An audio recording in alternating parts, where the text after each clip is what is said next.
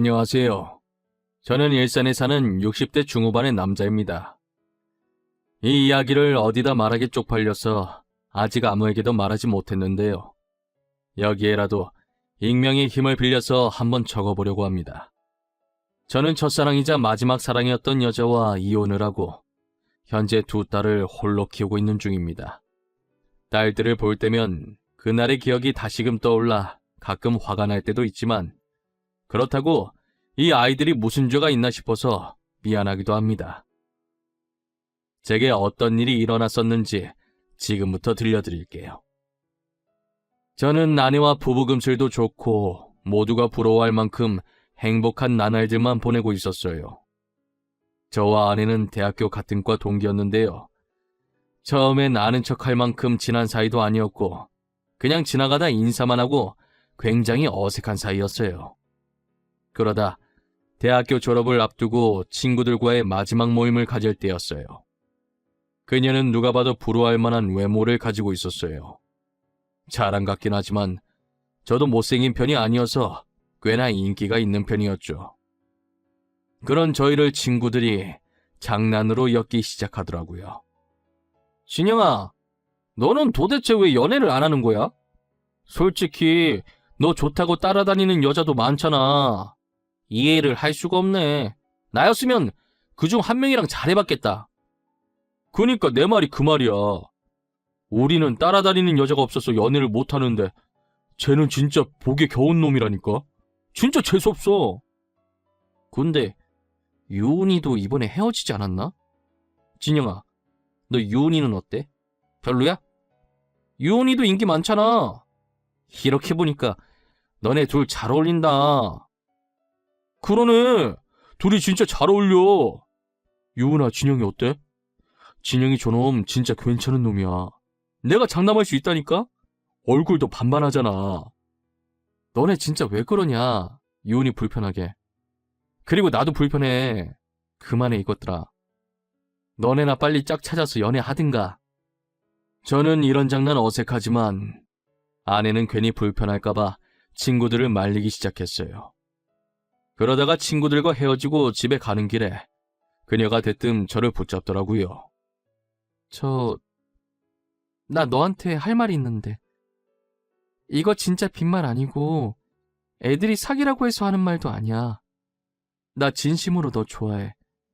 사실 입학하고 새내기 때부터 너를 짝사랑하고 있었어.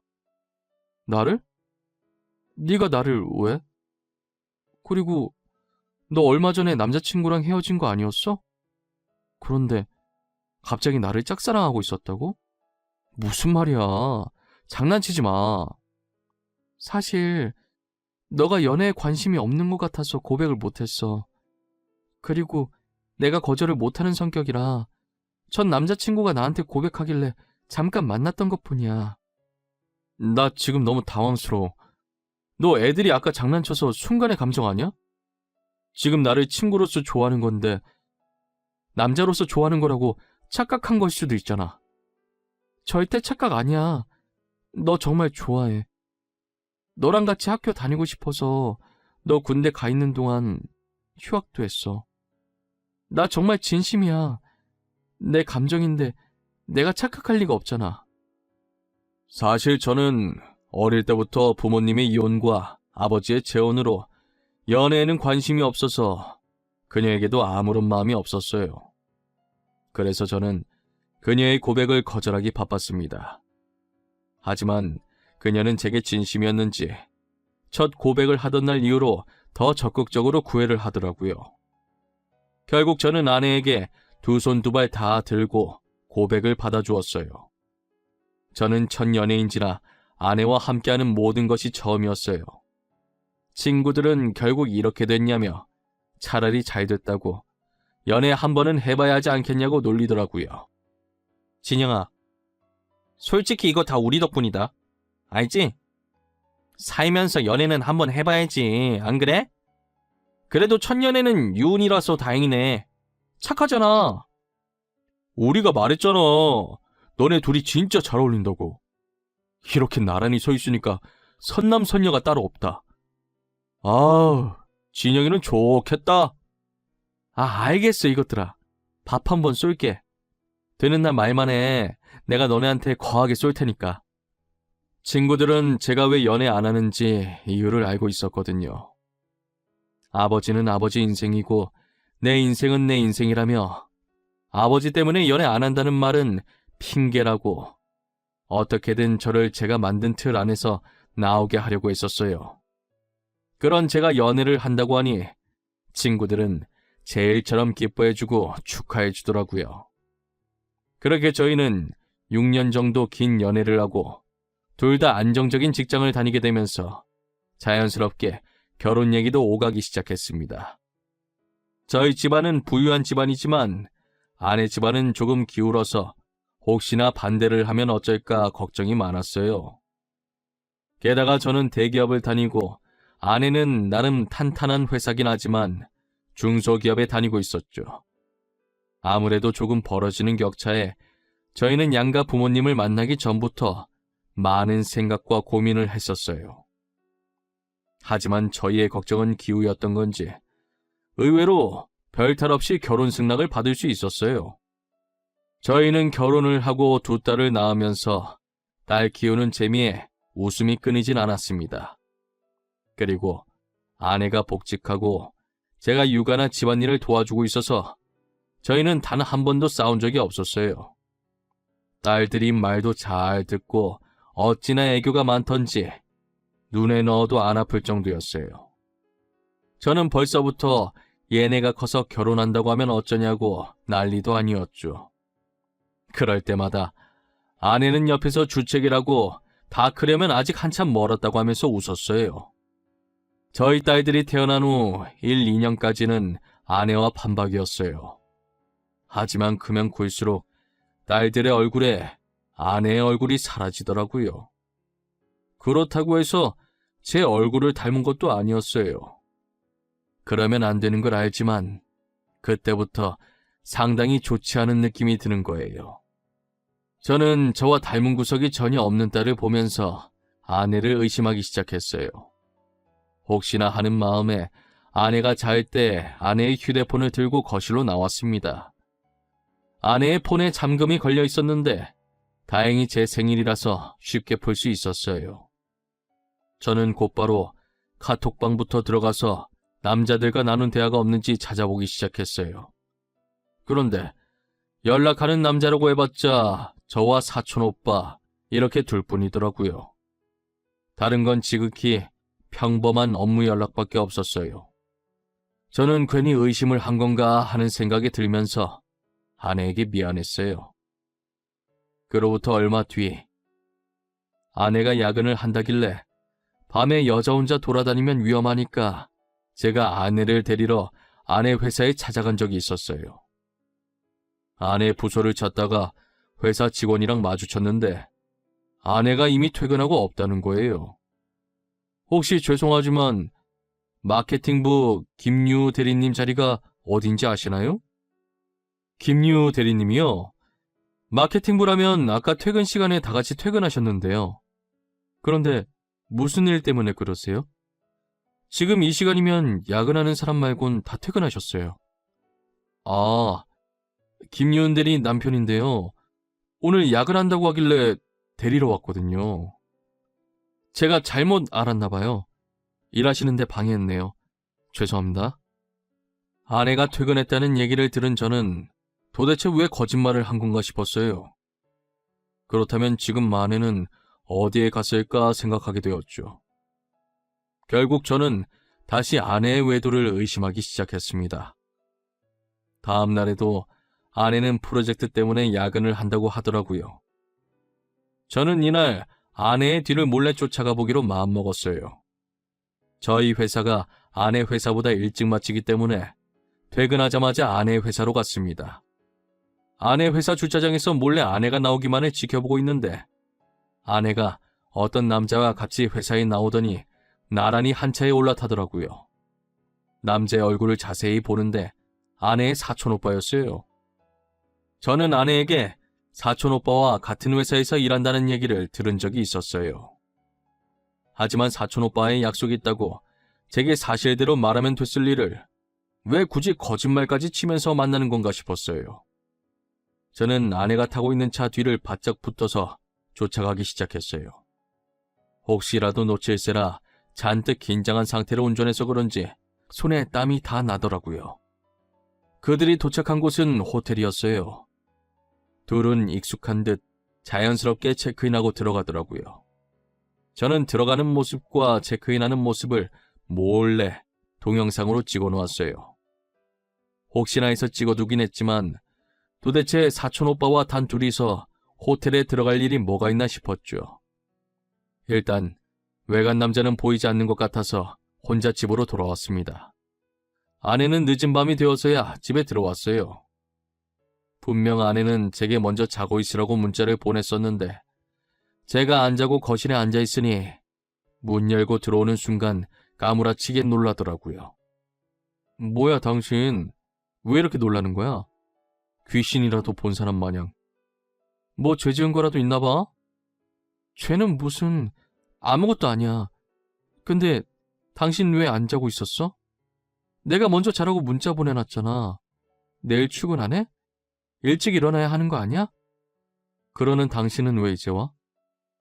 나한테는 야근한다고 하더니 사촌 오빠랑 약속 있었던 거 왜 말 안 했어? 당신이 그걸 어떻게 알았어? 내가 사촌 오빠랑 약속 있었던 거 어떻게 알았냐고. 혹시 내 뒷조사하고 다녔어? 왜 이렇게 흥분을 해? 그냥 오늘 나도 늦게 맞춰서 같이 가려고 데리러 갔는데 직원이 당신 사촌 오빠랑 같이 퇴근했다고 하길래 말한 거야. 아, 그랬어? 연락하고 오지 그랬어. 오늘 일이 생각보다 빨리 끝나더라고. 그래서 사촌 오빠랑 같이 저녁 먹고 들어왔어. 이야기 좀 나누다 보니까 늦어버렸네. 아내는 당황해하더니 나름 자기 딴의 변명을 늘어놓더라고요. 저는 끝까지 거짓말을 하길래 뭔가 있다고 생각하고 증거를 모아야겠다는 생각이 들었어요.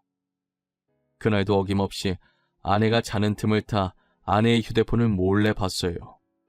그런데 아내의 카톡에 있던 사촌 오빠와의 대화는 평범하더라고요. 일상적인 상사 뒷담과 나중에 점심시간에 뭐 먹을 건지 이런 내용밖에 없더라고요. 혹시나 해서 전화 기록을 봤는데 카톡보다는 주로 전화를 자주 하는 것 같았어요. 저는 카톡은 포기하고 둘이 직접적으로 만나는 증거들을 모아야겠다고 생각했어요. 아내가 야근이 있다고 하는 날이면 저는 퇴근을 하고 바로 아내의 회사로 달려갔어요. 아내는 퇴근 시간에 맞춰서 사촌 오빠와 함께 회사를 나오더라고요. 저는 또다시 야근한다고 거짓말한 아내에게 화가 났어요. 회사로 나온 이들은 그때 둘이서 갔던 그 호텔로 들어가더라고요. 이 모든 것은 제가 영상으로 다 담아놨고요. 저는 로비에서 그들이 나올 때까지 기다렸습니다. 3시간 정도 흘렀을까? 저는 엘리베이터 문이 열리는 순간 내리려고 하는 두 사람에게 다가갔고 그런 저를 아내가 발견하고 엄청 놀란 표정을 짓더라고요. 여보, 아니야. 나 진짜 아니야. 당신이 생각하는 그거 정말 아니다. 오해하면 안 돼. 나 아직 아무 말도 안 했는데 뭐가 아니야? 무슨 오해? 내 눈앞에 벌어진 상황 말하는 거야? 사촌 오빠랑 둘이 있는데 무슨 오해를 하겠어? 가족끼리. 맞아. 가족끼리 밥 먹으러 온 거야. 오늘 분명 야근할 줄 알았는데 안 하더라고. 그래서 그냥 여기 호텔 음식이 맛있다고 하길래 저녁으로 그거 먹으러 온 거야. 그래? 그럼 그렇다고 나한테 처음부터 말하면 됐잖아. 야근할 줄 알았는데 안 하더라. 그래서 사촌 오빠랑 밥 먹고 가겠다. 이 말이 그렇게 어려운 거야? 제 말에 아내는 되도 않는 변명만 늘어놓기 시작하는데 사촌 오빠는 옆에서 바지주머니에 손 꽂고 저를 쳐다만 보고 있더라고요. 그렇게 한참을 보다가 입을 여는데 제게 하는 말이 가관이었어요. 저기요. 이왕 이렇게 된 거 그냥 유은이랑 이혼해주세요. 저 더 이상 숨어 다니고 싶지 않네요. 당당하게 유은이 만나고 싶어요. 그게 무슨 소리예요? 당당하게 유은이 만나고 싶다니요? 지금 뭐 둘이서 연애라도 하겠다는 거예요? 이미 눈치챈 거 아니었어요? 그래서 이렇게 뒤쫓아온 거 아니냐고요. 네, 맞아요. 당신 예상대로 저 유은이 사촌오빠 아닙니다. 그니까 이제 유은이 놓아주시라고요. 오빠, 지금 뭐라고 하는 거야? 아니야, 여보, 절대 아니야.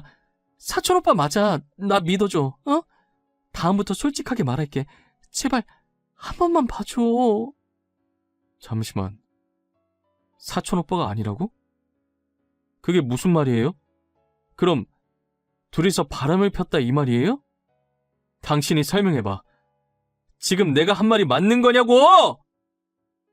알고 보니 그 남자는 사촌오빠가 아니라 상간남이었더라고요. 저는 계속해서 야근한다고 거짓말 치길래 따지고 있었는데 상간남은 제가 모든 것을 다 알고 뒤쫓아왔다고 생각을 했던 거죠. 그래서 사실은 사촌오빠가 아니라 상간남이라고 밝힌 것이고요. 사실 둘 사이를 의심을 하긴 했지만 직접 들으니 너무 충격적이더라고요. 저는 그 자리에서 아내에게 이혼하겠다고 선포했습니다. 아내는 절대 이혼할 수 없다며 한 번만 봐달라고 하더라고요. 제가 절대 봐줄 생각이 없다고 했더니 그럼 아이들은 자기가 데리고 가겠다고 했어요. 딸들은 제 친딸이 아니라고, 사실 상간남의 딸이라고 하면서요. 아내는 제가 부유한 집안의 자식이라는 걸 알고 일부러 접근한 것이었어요. 그래서 제 호적에 있는 딸들을 데리고 가서 양육비라도 받을 작정이었던 거죠. 하지만 저는 제 친딸이 아니라고 해도 제가 사랑으로 키운 자식들이니 친딸이나 마찬가지라고 절대 줄 수 없다고 했습니다. 저는 그동안 모아둔 증거들과 호텔에서 삼자대면 하고 있을 때 몰래 녹음했던 것들로 이혼 소송과 상간남 소송을 손쉽게 해결할 수 있었습니다. 당연히 딸들의 양육권도 제가 가지고 올 수 있게 된 거죠. 알고 보니 그 남자는 아내가 부유한 집안인 줄 알고 있더라고요. 그래서 저한테 그렇게 당당하게 나왔던 것이고요. 아내가 입은 옷과 가방이 모두 명품이었는데 그게 제 돈이었던 건 몰랐나 봐요. 명품으로 휘감은 겉모습만 보고 부자인 줄 알고 아내에게 접근했던 거예요. 쥐뿔도 없는 아내와 상간남은 제게 위자료로 전 재산을 주고 나락으로 떨어지게 되었습니다. 제가 익명으로 그들이 다니고 있는 회사 커뮤니티에 글을 올리고 회사 팩스로 증거 사진들을 보내니 소문이 퍼져서 다니던 직장에서도 잘리게 되었어요. 이력서를 아무리 넣어도 인사고과가 좋지 않아서 뽑아주는 회사가 없었다고 하더라고요. 이건 본인들 무덤을 본인들이 직접 판 것이라고 생각합니다. 저는 그런 그들에게 아이들 양육비는 받을 생각은 하지도 않았어요. 오히려 온전히 제 힘으로 아이들을 키울 수 있어서 좋았어요. 그래야 제 자식이라고 떳떳하게 말할 수 있을 것 같았거든요. 딸들은 홀아버지 밑에서 반항도 한 번 안 하고 사춘기 없이 잘 자라줬어요. 큰딸은 의사가 되었고 막내딸은 공부를 더 하고 싶다고 해서 현재 유학을 갔어요. 최근 전 아내가 딸들이 너무 보고 싶다고 제게 연락을 했더라고요. 그래도 친엄마라고 딸들에 대한 모성애는 있었나 봅니다.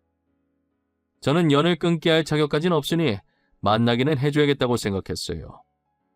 둘째는 해외에 있어서 못 보고 큰딸은 엄마를 한번 만나보고 싶다고 하더라고요. 그래서 큰딸이라도 전 아내와 만나게 해줬습니다. 그런데 전 아내를 만나고 집에 돌아온 딸은 씩씩거리면서 화를 내기 시작하더라고요. 아빠, 나 다시는 엄마라는 사람 안 만날 거야. 그러니까 엄마 연락 오면 나한테 말하지 마. 나 찾으면 없다고 해. 나도 시은이랑 같이 유학 갔다고 해. 알겠지? 우리 딸이 왜 이렇게 화가 났을까? 엄마 만나서 무슨 일이 있었어? 아빠한테 말을 해야 알지. 왜 그러는데? 앞으로 엄마라고도 하지 마. 나 엄마 없어. 나 참 어이가 없어서 말도 안 나와. 아니 글쎄, 그 여자가 내 친아빠라는 사람을 같이 데리고 왔더라고. 니네 친아빠도 너네가 어떻게 컸는지 보고 싶었나 보네. 나도 같이 왔을 거라고는 생각을 못했는데. 친아빠? 나 아빠는 지금 내 앞에 있는 아빠 한 명밖에 없어. 누가 내 친아빠야? 나보고 그 남자 아프다고 내가 의사니까 딸이 친아빠 치료해주고 치료비 내줘야 하는 거 아니니? 그 사람들 진짜 미친 거 아니니? 얼굴에 철판을 몇 개를 깔아야 그런 말을 한다니. 진짜 염치도 없는 사람들이네. 다시는 만나지 마. 나도 핏줄이라서 만나게 해줬더니 이게 뭐하는 짓이야? 전 아내와 상간남은 자기들 친딸이 의사라는 거 알고 일부러 만나려고 했더라고요. 딸한테 해준 것도 없으면서 다 커서 의사가 되니 자기들 치료해주고 치료비까지 내라고 하다니 사람의 탈을 쓰고 어떻게 그럴 수 있나 싶었어요. 저는 전 아내에게 사람이 이렇게까지 뻔뻔할 수 있냐면서 다시는 연락하지 말고 애들 앞에 나타날 생각도 하지 말라고 문자 남기고 차단했습니다. 전 아내와 상간남의 뻔뻔한 태도에 온몸에 소름이 돋을 지경이었어요. 아이에 대한 정도 없으면서 본인 이득만 취하려고 한다니요. 낳아줬다고 해서 다 부모는 아니잖아요. 그동안 딸들이 당당하게 멋진 아버지가 자신들을 홀로 이렇게 잘 키워주셨다고 말하고 다녔었지만 저는 그런 딸들을 보며 늘 미안했었어요. 하지만 더 이상 엄마 없이 키웠다고 자식들에게 미안해하지 않으려고요. 오히려 미안해하며 살아야 할 사람들은 전 아내와 상간남이라고 생각합니다. 여러분들은 옆에 있는 사람들과 꼭 행복하시길 바랄게요. 저는 비록 결혼에 실패했지만 다른 분들께서는 사랑하는 사람과 평생 함께 하셨으면 좋겠어요. 늘 건강하시고 이 시국도 조심하셨으면 좋겠습니다. 이때까지 저의 이야기를 들어주신 모든 분들께 감사합니다. 행복하세요.